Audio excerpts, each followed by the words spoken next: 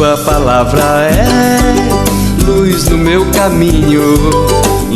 Amados irmãos e irmãs, que bom mais uma vez vir ao teu encontro neste domingo, dia do Senhor. Celebramos o 11º domingo do tempo comum. Este último domingo do mês de agosto, lembramos todos os nossos corajosos, audaciosos catequistas, os quais parabenizo e desejo que mantenha sempre esse fervor, esta coragem de se doar à igreja, de tirar o seu tempo para transmitir a fé a tantas crianças, adolescentes, jovens e adultos. Obrigados, queridos catequistas, parabéns a todos vocês pelo seu dia. Convido cada um de vocês que me acompanha neste canal a iniciar este nosso dia respirando, sentindo Deus nesta leveza do respirar. Inspirar pelo nariz e soltar lentamente o ar pela boca. E sentindo, colocando sua atenção no seu corpo, como seu corpo reage, acolhendo todas as sensações que seu corpo manifesta, indo você ao encontro de Deus. Por isso, respire e acolha em ti esta presença leve e transformadora de Deus. Meditemos a liturgia da palavra deste domingo. A leitura primeira de hoje é do livro do profeta Josué, capítulo 24, versículo 1 ao 2, 15 ao 18. Trata da chegada do povo de Deus à terra prometida. Josué, a partir do Monte Santo, assume o cajado de Moisés e tem o papel de levar o povo à terra prometida. Faz isso com muita maestria. E ali chegando, duas coisas ele coloca. A primeira é saber se este povo que foi decidido saindo da terra estavam decididos a seguir e a servir ao único Deus, Deus Javé. Josué agora dirige a pergunta: a quem vocês desejam servir? Ao Deus Javé ou aos deuses pagãos? Josué deseja que este povo que ali chega tenha uma fé correta, viva esta fé monoteísta no Deus que os conduziu até a terra da liberdade. A segunda coisa é que Josué se coloca como aquele que tem clareza a quem quer servir. Eu, quanto a mim e a minha família, nós serviremos ao Senhor. E Josué, dizendo isto, quer que esta comunidade que ali se encontra tenha esta mesma consciência. Servir a Deus não por uma imposição, mas por uma clareza de fé. Pois foi Deus que me conduziu, foi Deus que nos livrou de todas as ciladas, foi Deus que nos trouxe a esta terra. Assim, eu e minha família serviremos ao Senhor, diz o profeta. O texto do Evangelho que nós meditamos é João, capítulo 6, versículos 60 ao 69. Naquele tempo, muitos dos discípulos de Jesus que o escutaram disseram: esta palavra é dura. Quem consegue escutá-la? Sabendo que seus discípulos estavam murmurando por causa disso mesmo, Jesus perguntou: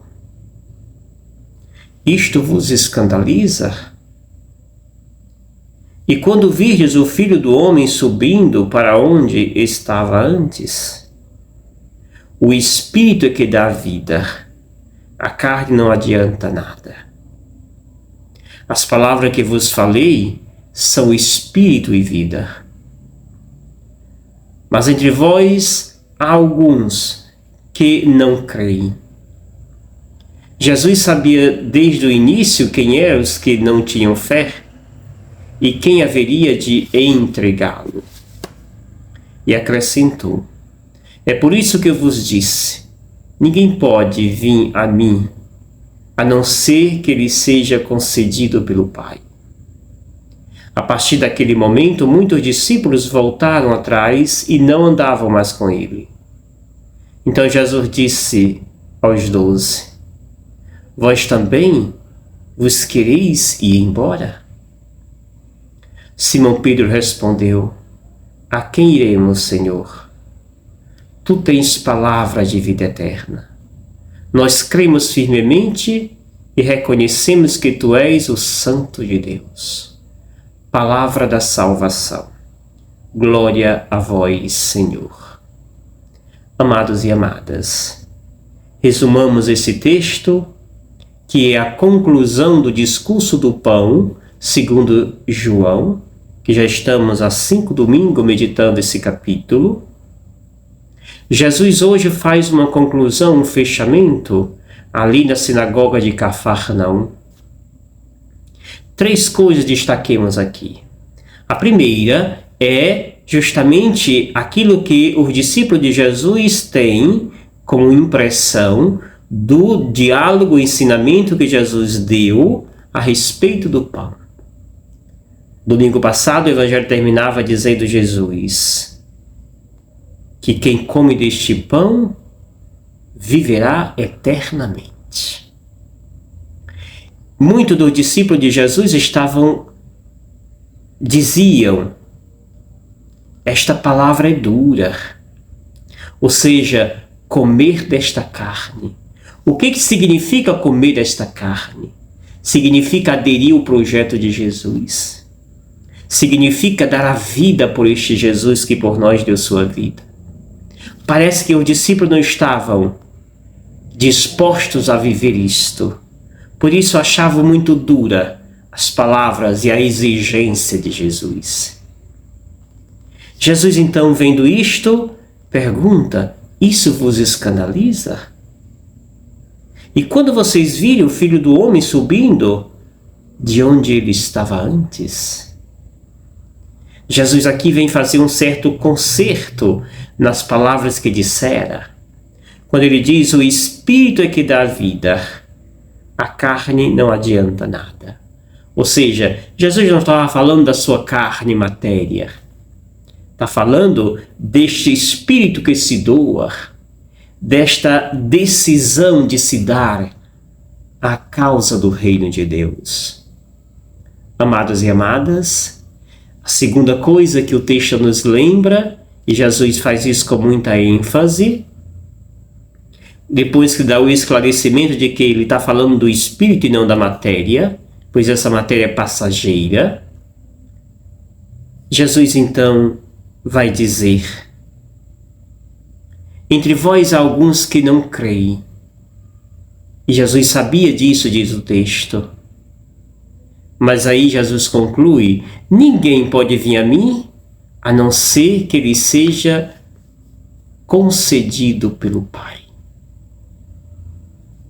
E diz que a partir daquele momento, muitos discípulos decidiram a não seguir mais Jesus. E aí então Jesus chama a atenção e diz, olhando para seus discípulos: e vocês, quereis também ir embora? Ou seja, não estão de acordo a seguir os ensinamentos e as opções de vida que eu assumi? Dar a vida pelos mais frágeis, viver a sua fé com intenso zelo. E aí o terceiro momento e último é aquilo que Pedro, representando o discípulo, vai dizer: a quem iremos, Senhor? Tu tens palavra de vida eterna. A quem iremos, Senhor? Tu tens palavra de vida eterna. Nós cremos firmemente e reconhecemos que Tu és o Santo de Deus. Parece que uma venda cai do rosto dos discípulos. E de fato se dão conta que Jesus não está ali fazendo proselitismo. Está ali falando do verdadeiro sentido da identidade do cristão. A identidade cristã é esta: imitar o Mestre, imitar Jesus Cristo. O que adianta seguirmos um Jesus bonito, que não se mistura com os pobres e os marginalizados? Muitos fazem isto hoje, mas não é esse o Jesus de Nazaré que se apresentou e continua se apresentando para nós nos textos sagrados.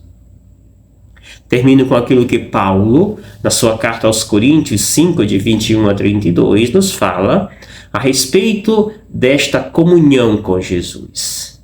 E esta plena comunhão com Jesus é modelo para também a relação matrimonial.